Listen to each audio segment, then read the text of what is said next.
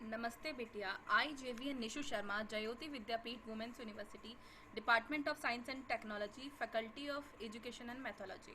Today our topic is uh, isolation, atomicity, consistency and durability. That means acid. So we discuss the acid property in DBMS. What is acid? So A stands for atomicity, C stands for consistency, and I stand for isolation, and D stands for durability. In previous class we discuss about the ACID acid. ठीक है. So atomicity is a atomicity का मतलब क्या होता है कि एक बार पूरा या तो ट्रांजेक्शन कंप्लीट होगा या फिर ट्रांजेक्शन कंप्लीट नहीं होगा. अगर आपने किसी के अकाउंट में पैसे डाले हैं या तो वो पैसे जाएंगे या फिर वो नहीं जाएंगे, ये दो कंडीशन होगी. अगर आपके अकाउंट से पैसे कटे हैं तो दूसरे के अकाउंट में वो जाएंगे ही जाएंगे, और अगर आपके अकाउंट से पैसे नहीं कटे हैं तो दूसरे के अकाउंट में नहीं जाएंगे. ठीक है. तो ये हमारी हो गई एटोमिसिटी. ऐसा नहीं होगा कि आपके अकाउंट से कट गए लेकिन उसके अकाउंट में नहीं पहुंचे, यानी कि वो कंसिस्टेंसी चेक करेगा. आपके में भी अगर आपके 500 पहले हैं और अभी तक नहीं गए हैं, ठीक है, आपका पैसा ट्रांसफ़र किसी और के अकाउंट में नहीं हुआ है, ठीक है, तो उसकी कंसिस्टेंसी चेक होगी कि हाँ दोनों इक्वल है ना. अगर आपके अकाउंट में 700 रुपीज़ हैं, आपने 200 किसी और अकाउंट में ट्रांसफ़र किए और आपके पास 500, तो जो आपका एडिशन होगा कि 500 प्लस 200 इक्वल्स टू 700, तो वो दोनों कंडीशन को चेक करेगा. अगर दोनों कंडीशन सेटिस्फाई हो रही होंगी तो वो कंसिस्टेंसी है, अदरवाइज वो कंसिस्टेंसी नहीं होगी. क्लियर है. आइसोलेशन में क्या होता है, मल्टीपल ट्रांजेक्शन होते हैं, ठीक है, विदाउट इंटरफेरेंस. जैसे हम लोग अभी एटीएम का ही देख लें कि अभी हम लोग जैसे कि गूगल पे से अभी तुमने किसी को 500 रुपीज़ ट्रांसफ़र किए, फिर दूसरे ही सेकंड में आपने किसी और को 200 रुपीज़ ट्रांसफ़र किए, या आपने 500 रुपीज़ फिर से किसी और को ट्रांसफ़र कर दिए, या आपके अकाउंट में किसी ने 200 रुपीज़ ट्रांसफ़र किए. तो इस तरीके से मल्टीपल जो ट्रांजेक्शन एक साथ होते हैं और उनकी भी कंसिस्टेंसी सेम रहती है, तो वो हमारा आइसोलेशन होता है. ठीक है. और ड्यूरेबिलिटी के मतलब है कि change of successfully transaction occur even if the system failure. ठीक है. सिस्टम अगर हमारा सपोज नेट चला जाता है या कोई भी रीज़न से हमने पैसे किए और हमारा नेट चला गया, या किसी भी रीज़न से वो कहानी वहीं रुक जाती है, प्रोसेस वहीं रुक जाती है, तो भी अगर आपका ट्रांजेक्शन हो गया, आपके यहाँ से पैसे कट गए, तो दूसरे की साइड से पे वो पैसे पहुँचेंगे ही पहुँचेंगे, और अगर नहीं पहुँचे तो वापस से आपके अकाउंट में आ जाएंगे. तो यानी कि चेंज ऑफ सक्सेसफुल ट्रांजेक्शन हो जाएगा आपका. ठीक है. तो इसके बारे में हम लोग डिटेल से यहाँ पढ़ते हैं कि transaction is a single logical unit of work which access and possible modify the content of a database.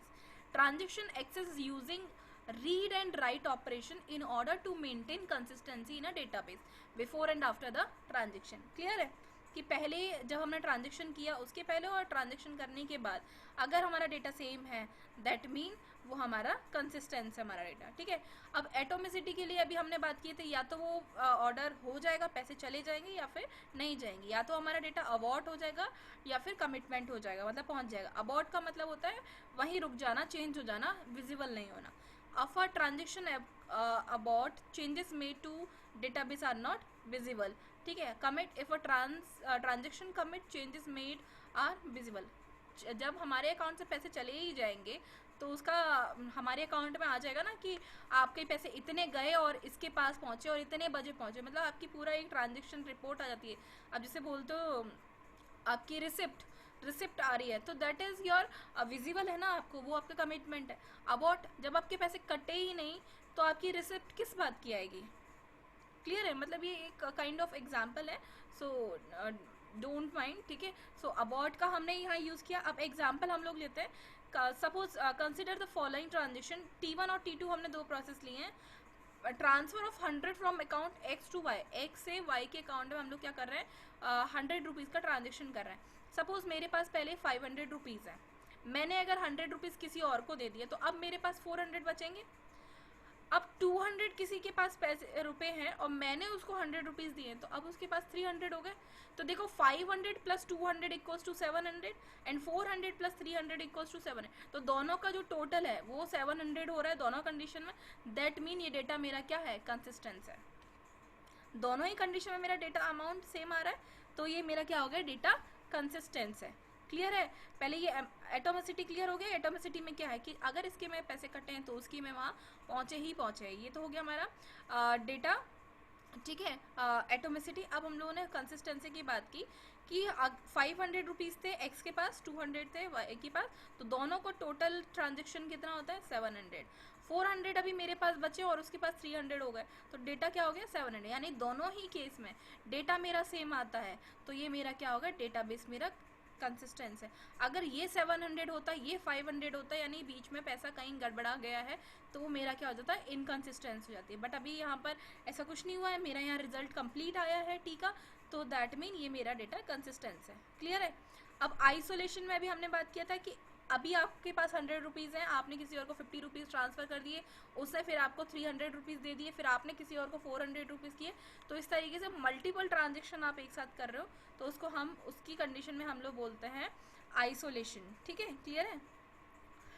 अब हम यहाँ पे बात कर रहे हैं कि ड्यूरेबिलिटी। ड्यूरेबिलिटी का मतलब है कि कितने टाइम ड्यूरेशन में आपका वो ट्रांजेक्शन कंप्लीट हुआ है, और उसकी जो अपडेट हुई है, मॉडिफिकेशन जो हुई है, वो आपके डेटाबेस में स्टोर हुई है या नहीं हुई। जैसे कि आप पेटीएम से पैसे निकालते हो, 300 रुपीज़ आपने पेटीएम से निकाले और 500 आपके अकाउंट में टोटल थे, तो जैसे आप 300 रुपीज़ निकालोगे तो क्या आएगा, वहाँ पर मैसेज आ जाएगा ना कि लेजर बैलेंस इज इतना, अभी आपने इतना पैसा निकाला और टोटल अमाउंट इज दिस। यही होता है कि अभी 500 रुपये थे टोटल अमाउंट, आपने इसमें से 200 रुपीज़ निकाल ली, अब रिमेनिंग अकाउंट आपका 300 है, और कितने बजे निकाले, कहाँ से निकाले, वो सारी जो रिपोर्ट आ जाती है वो हमारी ड्यूरेबिलिटी की वजह से आती है। क्लियर है।